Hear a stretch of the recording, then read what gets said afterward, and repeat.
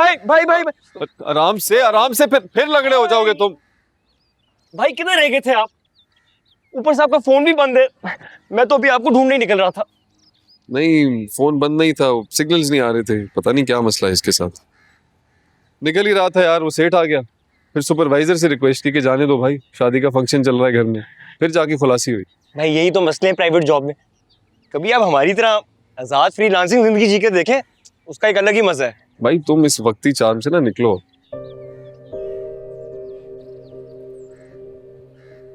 रोहिल, जिंदगी जो है ना, ये किसी के लिए आसान नहीं रही, बहुत मुश्किल है।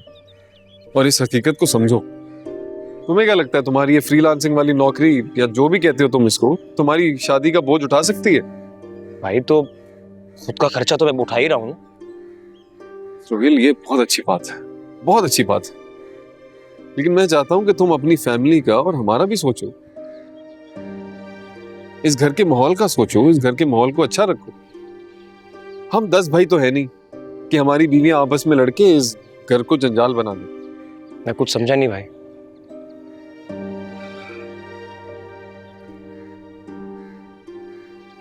मैं शम्मू की बात कर रहा हूं।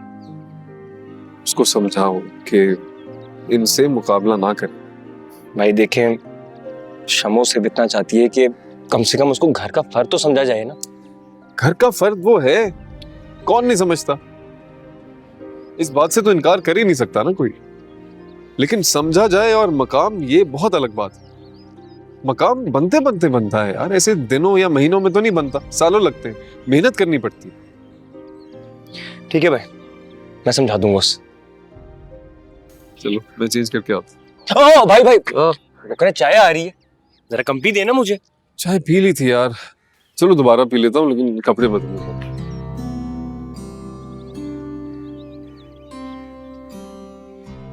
ला ला ला ला ला ला,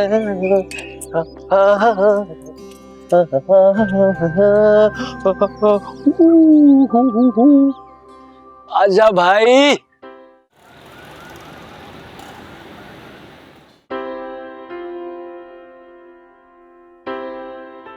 कितना दिवस થઈ ગયા ना दिल भर अपन मिले ही नहीं। सही कह रही हो, वाकई हम कितने दिनों के बाद मिल रहे हैं।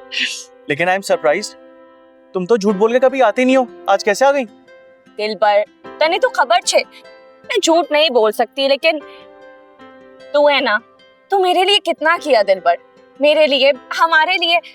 तो बस मैंने भी झूठ बोलना सीख लिया। अब मम्मी पापा जल्दी जल्दी मान जावे तो अपने को ऐसे चोरी चोरी मिलना नहीं पड़ेगा। शायद ऐसा ना हो। क्या मतलब? क्यों नहीं होगा ऐसा? वो मारिया, हो ना। बात असल में ये है कि वो बॉबी भाई है ना, तुम तो जानती हो। मैं अपने काम के लिए उनके पास जाता हूँ, वो ना मेरे सारे काम निकाल के दे देते हैं, और वो जो बोलते हैं ना वैसा होता है। तो बस उन्होंने ही बताया कि मेरी जिस लड़के से शादी होगी ना, वो शादी के फौरन बाद ही मर जाएगी।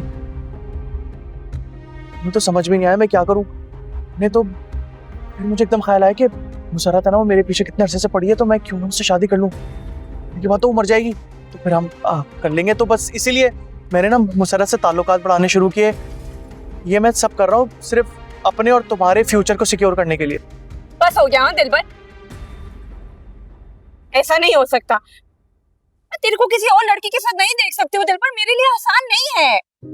देखो मारिया, प्लीज तुम्हें मेरा साथ देना होगा, प्लीज। सोचो अगर शादी के बाद तुम्हें कुछ हो गया तो मैं अपने आप को कभी माफ नहीं कर पाऊंगा।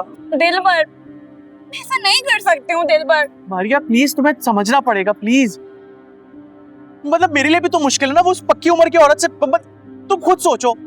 रेवा दे दिल भर, अभी तारा तो मजा था ही जा से ना। तेरे को तो दूसरी मिल जाएगी, मैं रो मरूं जो भी करूं तेरे को तो कोई फर्क नहीं पड़ता दिल भर। अरे तुम ये कैसी बातें कर रही हो? मेरी तो समझ में नहीं आ रहा। आने सुधी लव मैरिज करना चाह रही थी, नहीं दिल भर। देखो एक बार वो मर जाएगी ना, उसके बाद तो शादी हो ही जाएगी। और वो नहीं मरी तो? नहीं ऐसा नहीं है, वो बॉबी भाई ने कहा ऐसा होगा। तो बॉबी भाई को बोले जल्दी जल्दी काम निपटावे, दूसरे दिन मारे उसको। वो ऐसे थोड़ी कर सकते हैं। फिर ऐसा कैसे चलेगा दिल भर?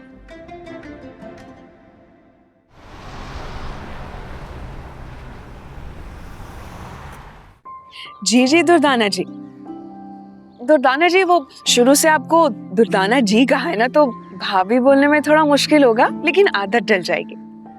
ठीक है दुर्दाना जी। अब दुर्दाना भाभी, फिर मैं आपसे बाद में बात करती हूँ। अपना ख्याल रखिएगा। खुदा हाफिज। ए बहन, तुम्हारा तो ससुराल वालों में कुछ ज्यादा दिन नहीं लग गया है, हर वक्त फोन पे लगी रहती हो। नहीं नहीं नहीं, ससुराल वाले नहीं है, बस सना और दुर्दाना जी थे।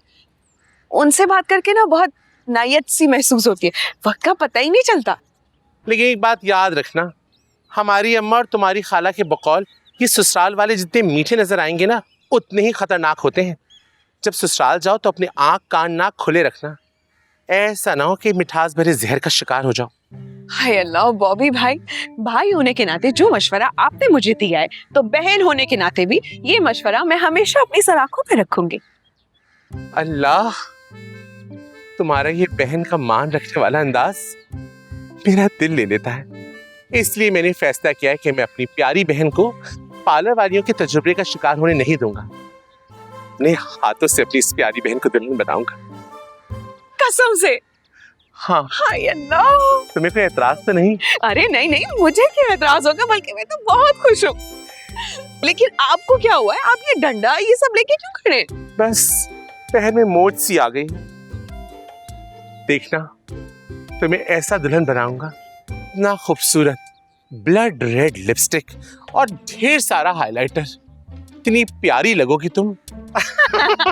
चलो मैं आता हूँ। चले।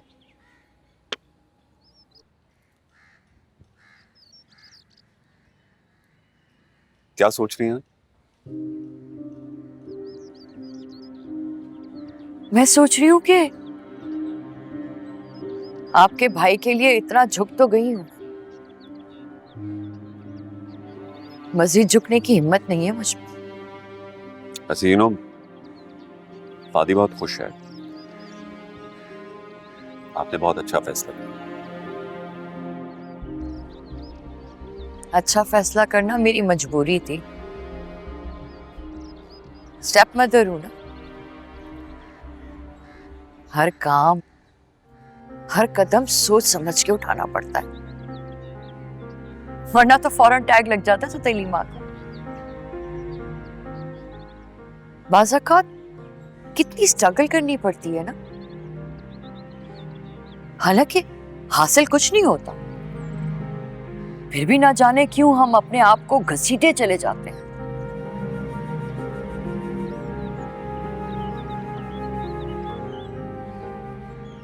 आप खड़े क्यों हैं? बैठिए ना।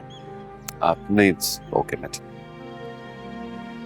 आपको याद है जब मैं पहली बार यहाँ आई थी तो आपने कहा था कि मैंने कहा था कि आपको कैसे एड्रेस करूं। मामा कहूंगा तो ऑकवर्ड लगेगा, आप छोटी है ना मुझसे, और सबा जी कहूंगा तो उन लोग पर। जी, और फिर कभी आपने एड्रेस ही नहीं किया। लेकिन दिल से हमेशा रिस्पेक्ट किया आपकी, और करता हूं।